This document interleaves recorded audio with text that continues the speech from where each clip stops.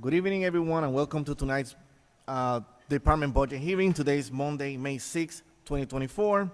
We have three presentations tonight. We have the Corporation Council, Register of Voters, and Hartford Town Clerk's Office.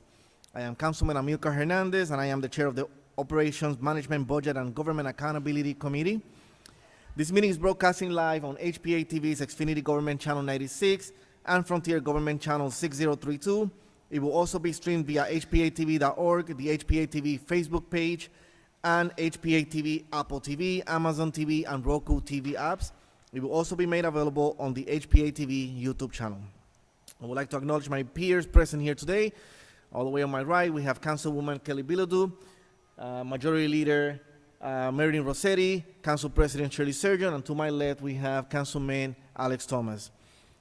First presentation tonight will be Corporation Council, and with us we have Attorney Jonathan Harding. The floor is yours. Good evening, Mr. Chair and Council President Surgeon and the esteemed members of the Court of Common Council.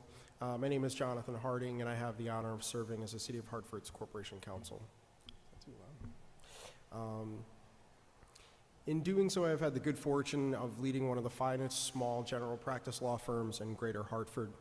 I've benefited from the hard work, the institutional knowledge, and the expertise of the attorneys and staff within my office, and I'd be remiss if I didn't acknowledge the leadership of the previous Corporation Counsel, Howard Rifkin, and Deputy Corporation Counsel, Alexandra Lombardi, for helping to give me a well-running machine. The role of the Office of Corporation Counsel is to provide high-level legal counsel to the city, including but not limited to the mayor and all of the executive departments within the office of the mayor, this Court of Common Council, the Treasurer's Office, the Office of the Clerk, the Registrar of Voters, the Board of Education, as well as all of the other boards and commissions that make up the functioning of the City of Hartford.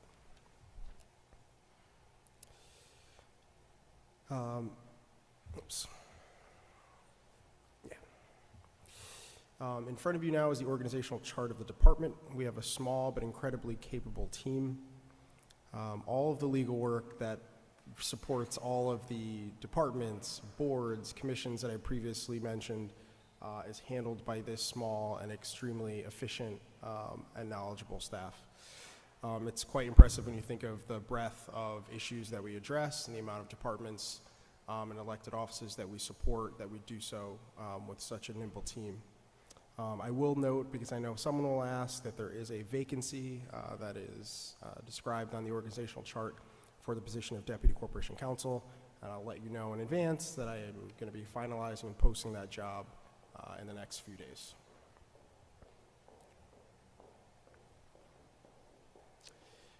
There are a number of highlights for the office's activities over the last fiscal year. Many of them were not under my leadership. I will say that generally we are constantly engaged in active litigation and administrative proceedings, state and federal courts, all over the state, primarily in Hartford, but we get dragged into jurisdictions outside of Greater Hartford as well. We are also constantly negotiating contracts, leases, easements, and reviewing grants and a number of other transactional legal matters. I will also note that the center plan litigation was resolved last fall prior to my taking office, but that ended a long-standing legal battle that the city has now put behind it. There are a number of strategic initiatives for the next fiscal year. We have a large number, I think we still have hundreds of outstanding tax appeals that we're working through. We are reviewing a number of ordinances that have been proposed by this esteemed body, as well as the Office of the Mayor, as well as some departments. There's still a few outstanding large litigation matters that we're working through. I will also note, as I had mentioned during my first hearing, or my confirmation hearing, that it is our intention to implement a new case management system so that we'll have easier access to data that will hopefully be more beneficial to my team, but also in the long run more beneficial to this body, so I can report back.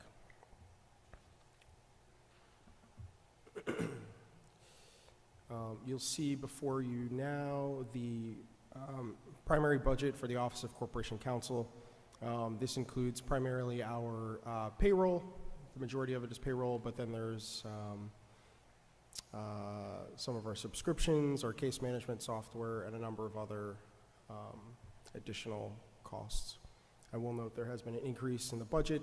The general mover of that increase is contractual wage increases, as well as hopefully the new file management software that will be coming online in the next fiscal year.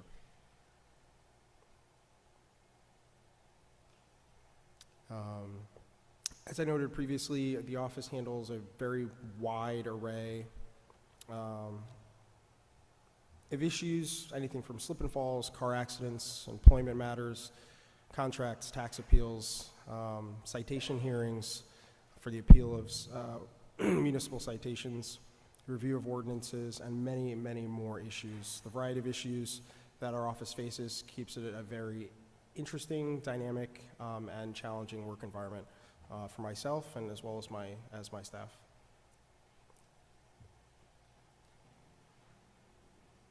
I do know that it has been tradition to sort of report out on demographics of our office.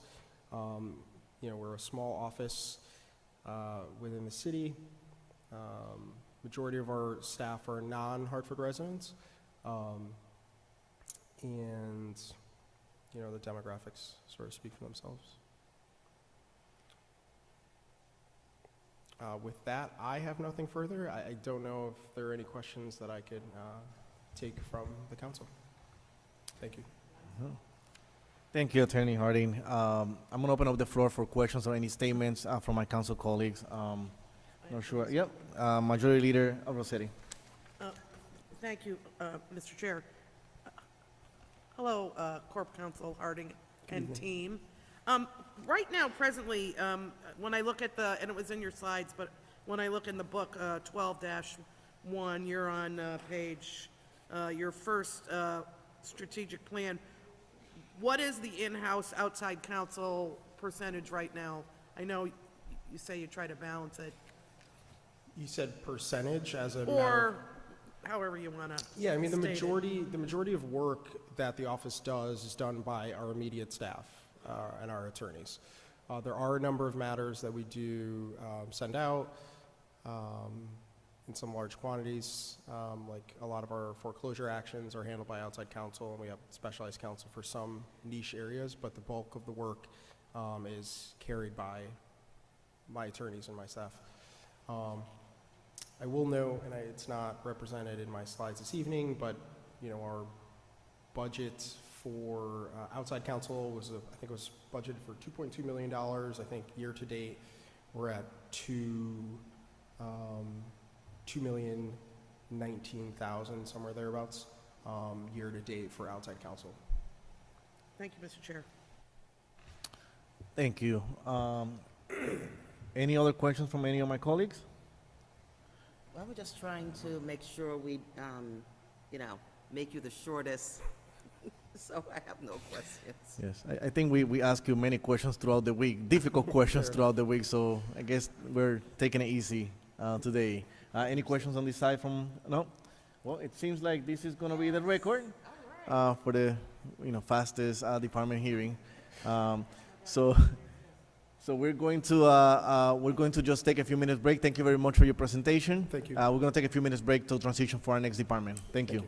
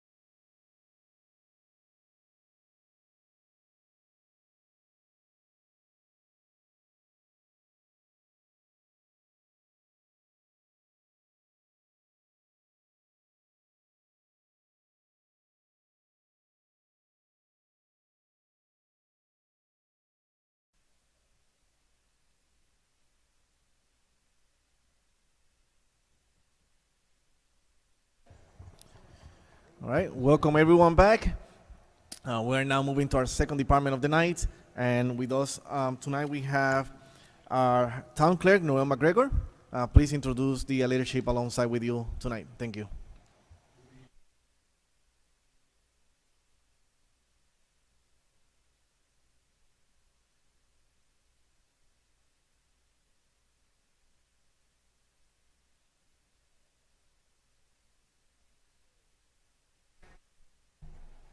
Testing, testing. Thank you. So far, we have Ricardo Soto here from the town clerk side. I know some of the other employees are here. I don't know if they were waiting for us to signal them. Yes, please. And they'll be up. So thank you for this opportunity to go over our highlights of our budget. And we start off with our mission statement. As you can see, we're the official record keepers for the city of Hartford, responsible for recordings, that's the land records, including deeds, mortgages, maps, liens, and other related documents to real estate. Vital statistics, which is death, birth, and marriage, civil unions. We also track those. We also, the keeper of minutes for the city council, and the boards and agendas, commissions, and other town records. We're here to ensure transparency and of the council agendas and to enhance civic engagement. And of course, the town clerk's office is one of neutrality.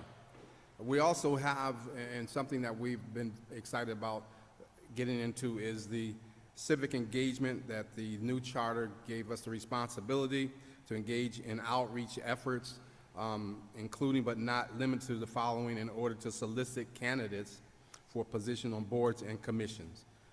We're charged with going out to the political, religious, community-based organizations and mutual benefit organizations in our community to enhance the quality of the candidates that we get for boards and commissions.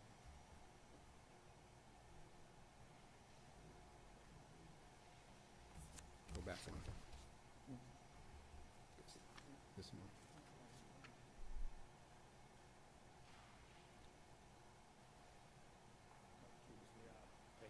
Okay, so our department organization, as you can see, we have a town clerk, deputy town clerk, and on the town clerk side, we have an open position for project manager. Senior administrative assistant is Ricardo Soto. Our senior administrative assistant, Haley, who has worked closely with the city council. She's here, she's out on vacation, so she's not here. We have Kimberly Ashley, and Vanessa Morel. And we also have on the vital sides, Treya Williams, who is a senior admin assistant, Annalisa George, who is our newest employee, still not here, and Carol Nelson, who was ill earlier and she left work, and Kenya Martinez. Highlights. One of the things that we put a lot of emphasis on is staff development through training. We've joined just about all of the town clerk associations, and we try to send people to represent and bring back new information and best practices through the training, and hopefully someone will work towards eventually being certified in the various aspects of town and city clerk. We also have put an emphasis on notaries, requiring all future employees become notaries within 6 months of hire, so that we make sure that that function is always covered in the office. And of course, the iCompass software, which is we utilize for council agendas and boards and commission management, and to have our agendas and everything accessible to the community. And we've been growing that database so that people can sign up as they find something interesting, the certain commissions or boards that they're interested in, they can sign up for and receive all the information as it comes in. We've also been working closely with the NRZs, and we're working on digitizing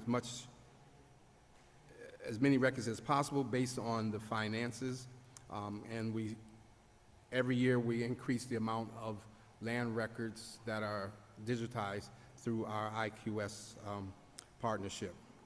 And one of the things that we've been most proud of course, and we've gotten a lot of response and requests for, is our BB, our ballot box mascot, that goes out to teach people, encourage people to sign up for, to vote and to do absentee ballot, and as an education opportunity, we lend it out to various organizations.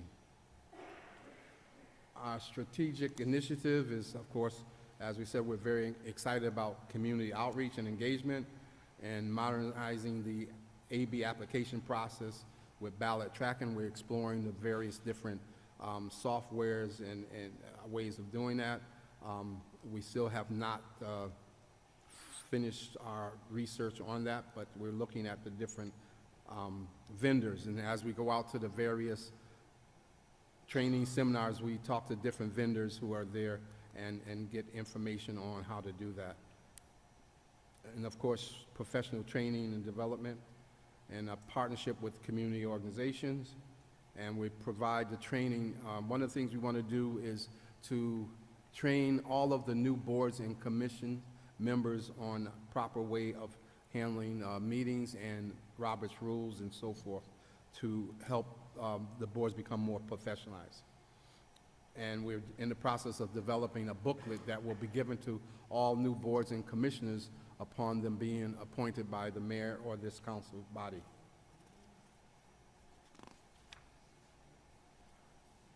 Our budget comparison, I'll turn it over to our deputy town clerk to go through the budget items. Yes, good evening. Quick snapshot from our budget at 30,000 feet. It's a $90,000 change from fiscal year 24 to 25. The primary driver in that is contractual increases for some of our 17, 16, and HMEA members, approximately $12,000. $30,000 will go to the iCompass platform, give or take, which is the town clerk and city council's civic engagement website that we use for agendas, minutes, and everything of that nature.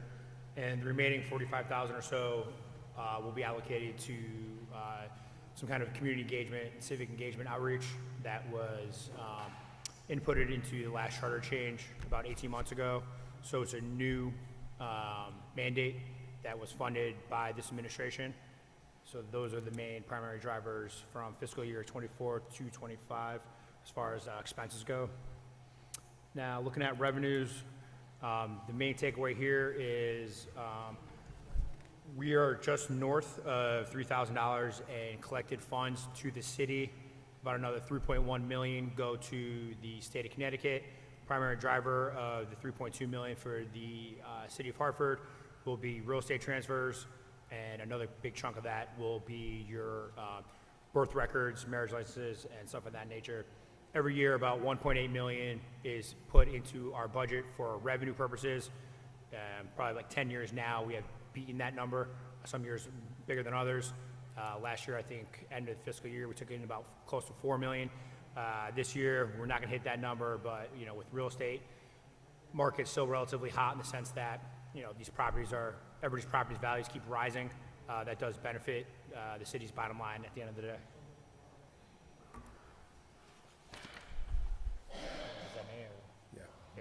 Yeah. Just some quick highlights, just to give an idea of what we do. Mortgages, liens, dog licenses, fishing licenses, airplane registration, all those are pay services that the town clerk's office will administer. Some other expenses that we see depending on what election cycle we're in is we will hire temporary staff for the absentee ballot process.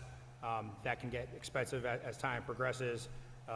We provide notary services to the public. The public does seem to enjoy that because it's hard for some of our residents to get notary services within the city. And that pretty much sums up that. So next is our breakdown of our staff. 60% of our staff is city residents, 40% non-residents. Our ethnicity broken down is Hispanic 40%, African American Black 50%, Caucasian white 10%, and our gender female 70%, male 30%. That concludes our presentation. Any questions? Thank you, Mr. Town Clerk. I'm going to open up the floor for my colleagues and see if there's any questions. Nothing on this side. Yep. Council President Surgeon. Thank you. Thank you, Mr. Chair. In your presentation, modernizing the AB application process, Yes. could you explain a little bit more?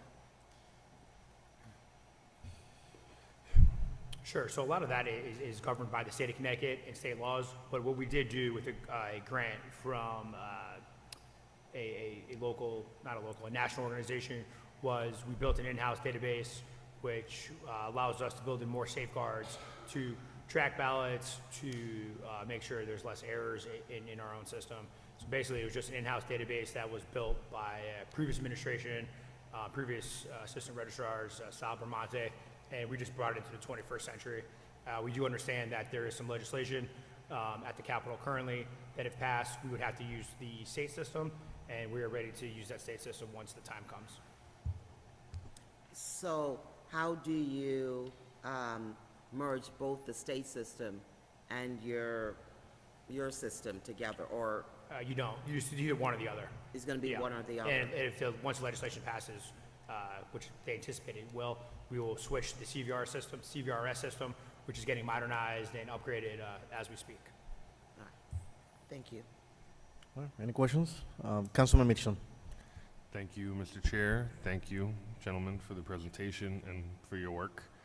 In terms of, like, you talk here among things that the office is doing is like public engagement and education. And I know you have the ballot box mascot, but what, BB, right, BB, the ballot box mascot. What other, can you tell me a little more broadly about like what are the civic education efforts of the office? Yes, so I had contacted a Board of Education member to try to get into the high schools. I hadn't heard back yet. One of the things that we did when we received the grant is we developed the ballot box. And we're modernizing the costume so that it's not that big wooden one. We have one on order that is much more like a traditional mascot, because people like to come up and take pictures, the kids, you know, so it would go over better. So we reached out to the board. We'll be reaching back out to them, because I'd like to get into the high schools. We have developed a PSAs with a rap song, teaching people how to do the absentee ballot. It was one of the videos was shot here at the steps of City Hall. We have all those things packaged, ready to take them out to the community as we get requests. And hopefully we can get into the schools, especially the high schools, and start teaching people about the importance of, kind of like old civics, you know, class of why it's important to vote, how you vote, and so forth. Thank you. This is, and I'm going to ask the registrar of voters the same thing, something that I've observed in terms of what people know about our government is not just that they don't know the mechanics necessarily of voting or absentee voting, but within the city, folks don't even know the structure of the government, who are the elected officials, what is their division of labor. Do y'all have any plans to sort of do any kind of broader outreach, just so that people even know, like, here's who city council is, here's how often they meet, here's what their role is, here's what they did recently? Yeah, so in the budget, we requested monies for civic engagement to do those sorts of things. If you ride your bike through the city, you saw those bus ads. Well, that was from the grant that we did. We partnered with Joe Young Studios and Hartford Public Library to do that. We have comic books in English and Spanish. Everything is bilingual on how to do absentee ballots, the importance of voting. So yes, we're trying to do more outreach as we get more and closer to the season to go out and do other stuff like that. Yeah, I think we don't know what that outreach looks like, so happy to take ideas. We have a small pot of money, but specifically, what's the best bang for your buck? I think, it's a newer mandate that we received, so we're still looking for some ideas. If anybody in council has some of them, please share. Thanks. That's all I have. Thank you. Councilman Thomas. Sure, I will be quick. I don't have a question, but I just wanted to publicly affirm the both of you guys for the work that you do on behalf of the city and your whole team. I just want to say it's been a pleasure to work beside you guys. You guys have honestly welcomed me into the city very well, and your whole team. It's one of the only departments, whenever I walk in, everyone says Councilman Thomas, and that's nice, to feel a little respect in here. But I just wanted to say, I'm happy, for you guys, and great presentation, and looking forward to working alongside you guys some more. Okay, thank you, and, we are part of the Court of Common Council. Our budget is under you. Our staff came in, where are they? Please stand up. Over here? Please stand up. I introduced them before. We have Kimberly Ashley, Vanessa Morel, and Aleska George, Kenya Martinez, and Terea Williams, who is and Ricardo over here. So they're here in force, supporting, doing the work every day. And I just like to say this, remember how hard-working our staff is. When the city shut down for COVID, we didn't.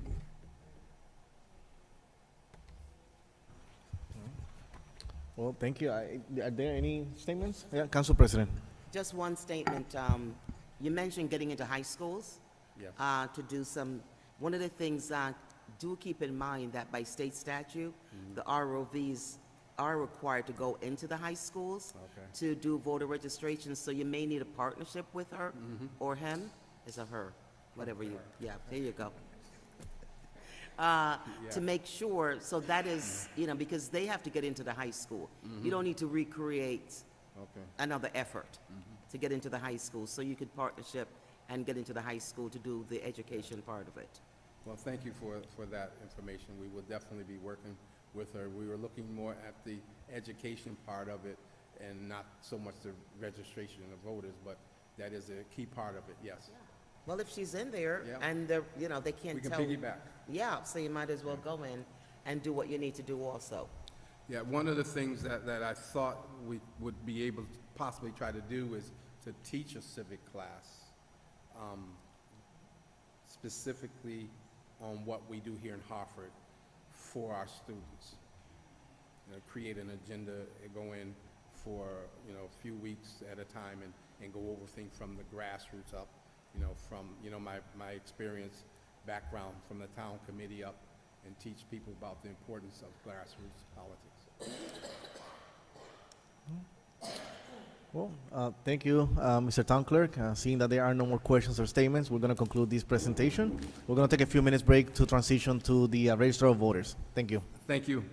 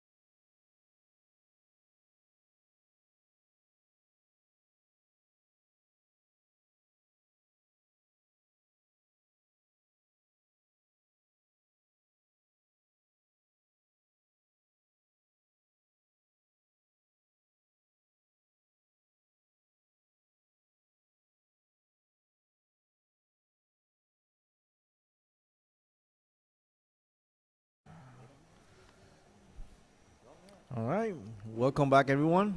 Now we're going for our third presentation of the night. Tonight with us we have Registrar of Voters Giselle Feliciano. Giselle, the floor is yours, and please introduce the leadership alongside us with you as well. Thank you. Can you hear me? Great. Good evening, Council. Thank you for giving us this opportunity to go ahead and present, along with yourself and the viewing public. First, I would like to start off with saying a special thank you to my team.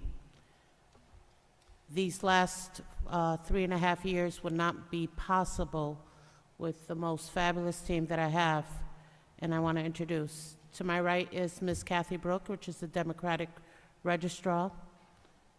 To my left is the Republican Deputy, Nureka Vega Velasquez.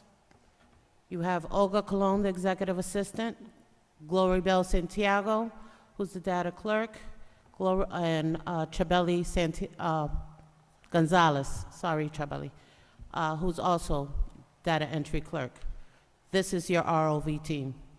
This is your only ROV team. So I really want to say thank you, because without them, the elections that have been happening would not happen without their help. So I'll move forward to the mission. The Registrar of Voters Election Administration, ROV, serves the needs of the voting public in the municipality in which they are elected. ROV is governed by the federal, state, and local laws. ROV works closely with the Office of the Secretary of State, SOTS, to ensure registered Hartford residents exercise their right to vote.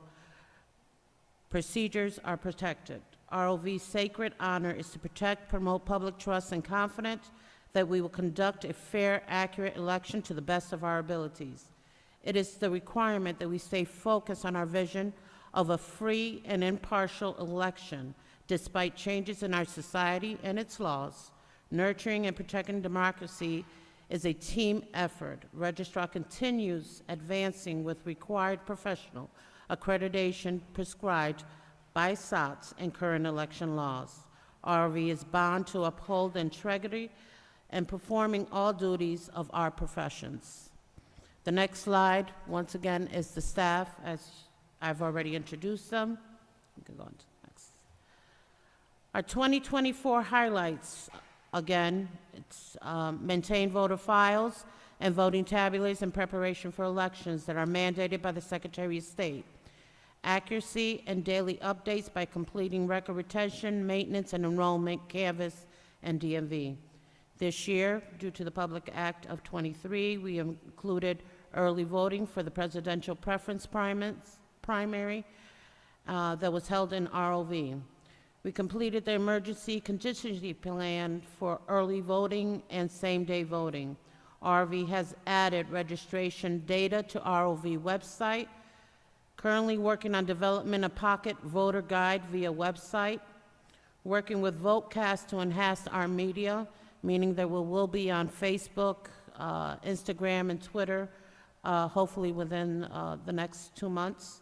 Continue to work with Voter Coalition to accomplish voter education, engage youth, and survey why don't you want to vote.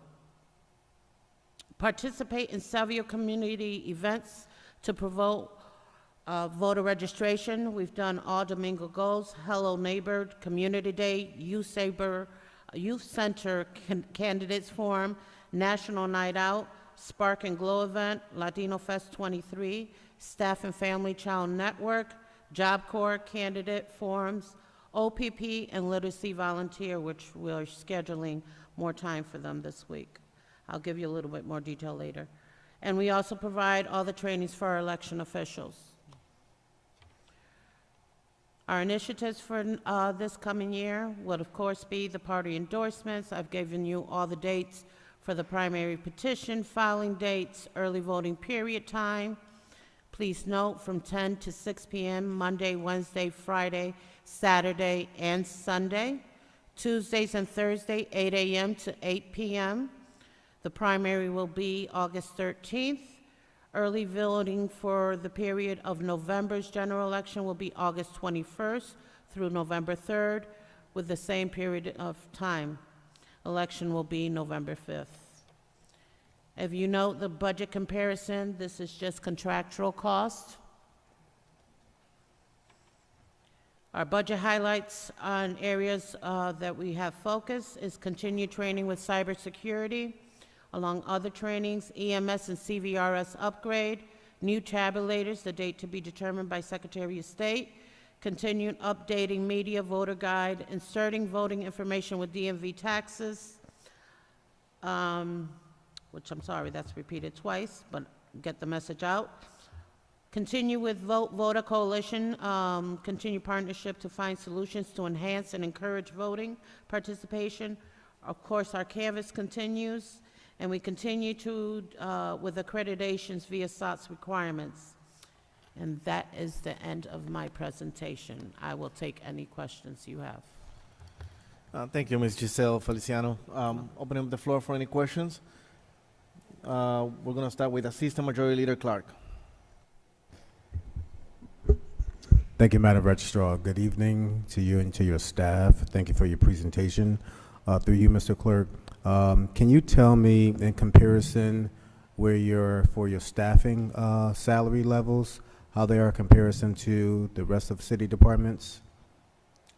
My staff is one of the lowest paying compared to, we're probably with DPW. Right now, you're looking at, the highest is probably at 52. The lowest is at 43 or lower, maybe possibly 35. Through you, Mr. Chair. Now, with those levels, are those union, non-union? How are they in comparison? My two lowest are union, which is 1716, but they do get their 2% contractual increase as they move up. My other three are unclassified and have not received pay raise within the last 8 years, an adequate pay raise, I should say. And what are those levels? You are talking from, I believe, 43 a year to 52 or 51. Thank you. Thank you, Mr. Chair. Council President Surgeon. Thank you, Madam Registrar, and thank your staff for all the hard work. I know it's not easy, and with early voting and same-day voting, it's put a taxing amount of work on the office. The only thing you didn't include in your presentation was the staff composition. All women, all live in Hartford. Whoa, I hope I'm not being prejudiced. Okay. All right, it's great to see all women. Thank you, ladies. You're It's welcome. awesome. Okay. So you said you're going to insert in the tax bill early Yes. voting information? Yes, I have outreach to Nancy, the tax collector, and she connected me with the company that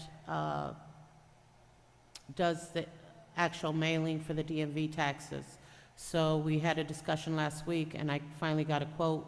It will be less than about 15, maybe at most 16, $100. I'm using the grant monies that was provided by the state, the 10.5 that I have not touched, to pay for those expenses. So that way it will announce the days of early voting.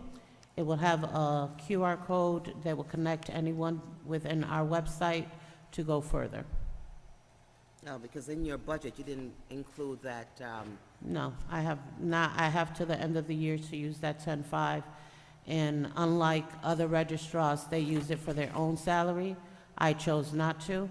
I chose to use it to go towards the early voting. I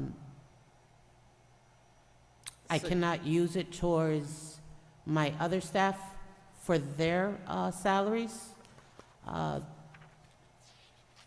which is quite disappointing, even though I put a business case every single year to give this to these young ladies, and it's not mentioned. But they are the ones that will be working the Saturdays, the Sundays of all early voting. so you are going to be using your immediate staff for early voting? I do use my immediate staff as a cost saving to the city. Okay. So you would not be hiring additional staff, not staff, but election officials? Election officials as a total, so in the sundry, you will have the breakdown, as you always receive, from every election. For the August primary, it was placed at, give me a second here, 174,501, and that was including if I had to not use my staff for the early voting. If I do use my staff for the early voting, I am actually saving the city, sorry, the print is kind of small, about $54,000 off our budget. And the same for the November budget would be 65 if I use my staff only. So do they get any overtime working on Saturday, Sunday? They or are is it straight salary. time? So their salary, Their salary, so they get no overtime. The okay. only two who get overtime are my 17, 16. All right, thank you. You're welcome. One quick question on those inserts, which I believe those inserts on the tax bills are a great idea. Do you know the percentage of the households that you will be reaching through that process? I know they get a lot of returns back, but they said it would probably be about a 65% of who I will be outreaching to. Okay. It seems to be very reasonable for $1,600 or so, you know, to at least reach out I- 65. I was going to include it within the House tax bills, but they said many of those would be out of state, so they suggested I go with the DMV, so I am going with the DMV. That makes sense. Thank you. Councilman Mitchum. Thank you, Mr. Chair. Actually, a follow-up on that question. When you say 60% of the people you're trying to reach, we're talking about 60% of people who have a tax bill, Correct. and that's property taxes. DMV. Oh, We're so- going with vehicles. Oh, because here it says inserts will be included in tax bills and DMV. Are you doing When I both, or- made the discussion, that's why it was down on the presentation twice. It said Gotcha. clarified DMV. So that, yeah, that was a little bit of my concern, is that, you know, most people don't get a property tax bill in You're the city. correct.